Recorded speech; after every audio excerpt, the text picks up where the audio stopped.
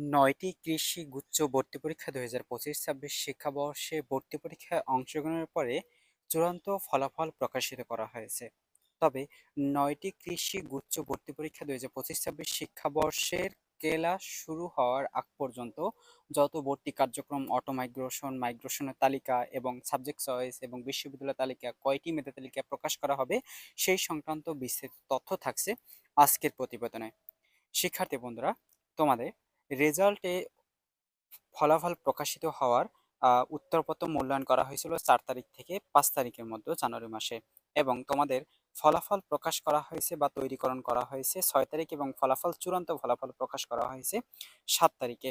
এবং তোমরা যদি তোমাদের বোর্ড বা চ্যালেঞ্জ করতে চাও, তোমাদের রেজাল্ট অনুযায়ী তোমরা যদি চ্যালেঞ্জ করতে চাও বা পূর্ণ নিরীক্ষণে যদি চ্যালেঞ্জ করতে চাও, সেক্ষেত্রে তোমাদের ১,০০০ টাকা দিয়ে চ্যালেঞ্জ করতে হবে। আগামী বা আজকে ৮ তারিখ থেকে ৯ তারিখের মধ্যে তোমাদের চ্যালেঞ্জ করতে হবে। এবং আরো বলা হয়েছে যে যে সময়সূচি রয়েছে, তোমাদের পর মেধা তালিকা এবং অপেক্ষমান তালিকা থেকে সাবজেক্ট চয়েস দিতে হবে, অথবা বিশ্ববিদ্যালয় চয়েস দিতে হবে তোমাদের ১০ তারিখ থেকে ১৪ তারিখের মধ্যে। এটি তোমাদের খুবই গুরুত্বপূর্ণ। শিক্ষার্থী বন্ধুরা দেখো, এই ৫ নাম্বার যে রয়েছে, এই ৫ নাম্বার যেটা রয়েছে, ৫ নাম্বারটি তোমাদের জন্য খুবই গুরুত্বপূর্ণ। তোমাদের বিশ্ববিদ্যালয় চয়েস এবং সাবজেক্ট চয়েস দেওয়ার ক্ষেত্রে তোমাদের সময়সূচি দেওয়া হয়েছে ১০ তারিখ থেকে, জানুয়ারি মাসের ১০ তারিখ থেকে ১৪ই জানুয়ারি পর্যন্ত তোমাদের চয়েস দিতে হবে।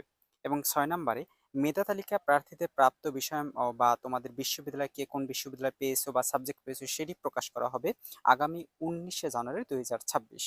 এবং মেধা তালিকা থেকে অনলাইনে ভর্তি ফি ১০,০০০ টাকা থেকে তো অফেরতযোগ্য। অনলাইনে যারা প্রথম মেধা তালিকায় যারা যে কোনো একটি সাবজেক্ট বা বিশ্ববিদ্যালয় পাবে, তাদের ভর্তি কার্যক্রম সম্পূর্ণ করতে হবে আগামী ২০ তারিখ থেকে ২৪ তারিখের মধ্যে।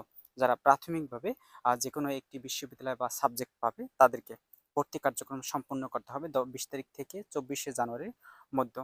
এবং প্রথম অটো মাইগ্রেশন সম্পূর্ণ করার পরে শূন্য আসন যদি থাকে, অপেক্ষমান তালিকা থেকে কোটা সহ মেধাক্রম অনুযায়ী প্রাপ্ত বিশ্ববিদ্যালয়ের নাম প্রকাশ করা হবে। যদি এই যে তোমাদের ৭ নম্বরে যে রয়েছে, ৭ নম্বরে যদি প্রাথমিক ভর্তি কার্যক্রম সম্পূর্ণ হওয়ার পর যদি শূন্য আসন থাকে, সেক্ষেত্রে আবার প্রকাশিত করা হবে সেই রেজাল্ট অনুযায়ী। অপেক্ষামান তালিকা থেকে প্রকাশ করা হবে আগামী ২৮ তারিখে। অপেক্ষামান তালিকা থেকে আবার ২৮ তারিখে রেজাল্ট প্রকাশ করা হবে যে কে কোন সাবজেক্ট পেয়েছো নতুনভাবে এবং বিশ্ববিদ্যালয় পেয়েছো, সেটি কিন্তু আবার ২৮ তারিখে প্রকাশ করা হবে। এবং প্রথম প্রথম অপেক্ষামান তালিকা থেকে বা প্রথম অপেক্ষামান তালিকায় যারা ২৮ তারিখে রেজাল্ট পেয়েছো বা অপেক্ষামান তালিকা, তাদের ভর্তি কার্যক্রম ১০,০০০ টাকা দিয়ে ভর্তি কার্যক্রম সম্পন্ন করতে হবে আগামী ২৯শে জানুয়ারি থেকে ৪ ফেব্রুয়ারির মধ্যে। প্রথম অপেক্ষামান তালিকা থেকে যারা যে কোনো একটি সাবজেক্ট বা বিশ্ববিদ্যালয় পাবে।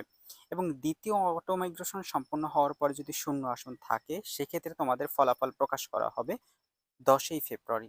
দ্বিতীয় অপেক্ষামান তালিকা থেকে রেজাল্ট বা সাবজেক্ট চয়েসের সময়সূচি বা এই ফলাফল প্রকাশ করা হবে ১০ই ফেব্রুয়ারি।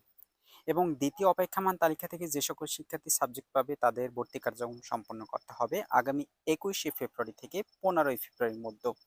এই কিন্তু তোমাদের দ্বিতীয় অপেক্ষামান তালিকা থেকে যারা সাবজেক্ট চয়েস বা সাবজেক্ট পাবে, তাদের তাদের ভর্তি কার্যক্রম সম্পূর্ণ করতে হবে। এবং তৃতীয় অটো মাইগ্রেশন সম্পূর্ণ হওয়ার পরে শূন্য আসন যদি থাকে, আবার তৃতীয় অপেক্ষামান তালিকা থেকে কোটা সহ আবার রেজাল্ট প্রকাশ করা হবে। তৃতীয় অপেক্ষামান তালিকা থেকে রেজাল্ট ১৮ই ফেব্রুয়ারি। ১৮ই ফেব্রুয়ারি তৃতীয় অপেক্ষামান তালিকা প্রকাশ করা হবে। এবং তৃতীয় অপেক্ষামান তালিকায় যারা আবার সাবজেক্ট পাবে, তাদেরকে ১০,০০০ টাকা ভর্তি কার্যক্রম সম্পন্ন করতে হবে ১৯শে ফেব্রুয়ারি ২৪শে ফেব্রুয়ারি পর্যন্ত। ১৯শে ফেব্রুয়ারি থেকে ২৪শে ফেব্রুয়ারির মধ্যে কিন্তু ভর্তি কার্যক্রম সম্পূর্ণ করতে হবে যারা তৃতীয় অপেক্ষামান তালিকা থেকে সাবজেক্ট পাবে। এখন আসি যে তোমাদের ১৪ নম্বরে।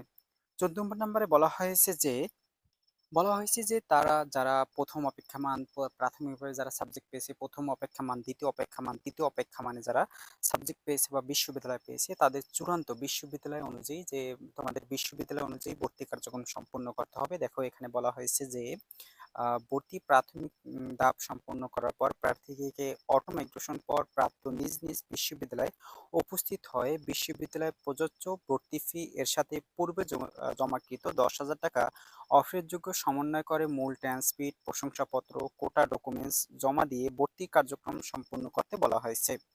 এর কোনরূপ ভর্তি বাতিল বা ব্যত্যয় হলে ভর্তি বাতিল বলে গণ্য করা হবে। কোনো শিক্ষার্থী যদি অটো মাইগ্রেশন বা ৩টি অপেক্ষমান তালিকা পর্যন্ত যে সকল শিক্ষার্থী সাবজেক্ট পেয়েছো, সেই সকল শিক্ষার্থীদের এই যে ২১ মার্চ থেকে ৪ মার্চের মধ্যে যে বিশ্ববিদ্যালয় পাইছে এই বিশ্ববিদ্যালয়ে ভর্তি কার্যক্রম সম্পন্ন করবে না এই তারিখের মধ্যে, সেই সকল শিক্ষার্থীদের কিন্তু ভর্তি বাতিল এবং সাবজেক্ট বাতিল এবং বিশ্ববিদ্যালয় বাতিল বলে গণ্য করা হবে।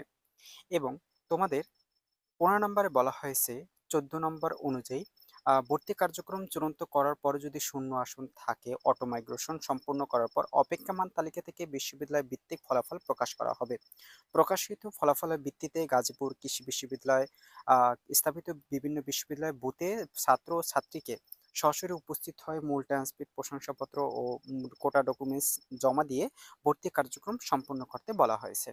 শিক্ষার্থী বন্ধুরা, তোমাদের সর্বশেষ ১৫ নম্বরে বলা হয়েছে যে তোমাদের ভর্তি কার্যক্রম সম্পন্ন হওয়ার পরে দ্বিতীয় অপেক্ষামান তালিকা থেকে চূড়ান্ত ভর্তি কার্যক্রম সম্পন্ন হওয়ার পরে যদি কোনো শূন্য আসন থাকে, সেক্ষেত্রে আবার রেজাল্ট প্রকাশ করা হবে এবং রেজাল্ট প্রকাশ সাথে সাথে ১৫ই জানুয়ারি কিন্তু ভর্তি কার্যক্রম সম্পন্ন করতে হবে। এবং সর্বশেষ যে ৯টি কৃষি বিশ্ববিদ্যালয় কবে ক্লাস শুরু হবে সেটি কিন্তু বিশ্ববিদ্যালয় ভিত্তিক তারিখ প্রকাশ করা হবে। দেখো, স্ব বিশ্ববিদ্যালয় ঘোষণা করবে।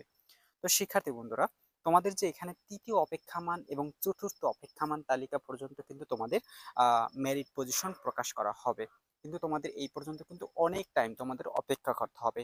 অনেক ক্ষেত্রে তোমাদের পঞ্চম ষষ্ঠ মেধা তালিকাও তোমাদের কিন্তু প্রকাশ করা হয়। ষষ্ঠ অপেক্ষামান তালিকা থেকে ফলাফল প্রকাশিত করা হয়েছে, এমনটা কিন্তু বিগত বছরে হয়েছে।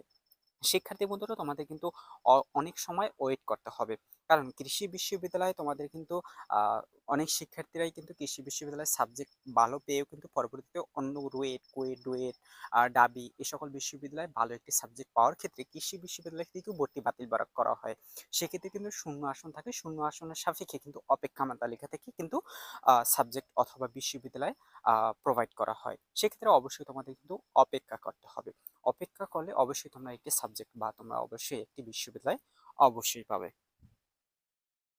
এবার আসি যে তোমাদের সাবজেক্ট চয়েসটা যে কিভাবে তৈরি করা হয় বা কিভাবে প্রোভাইড করা হয়।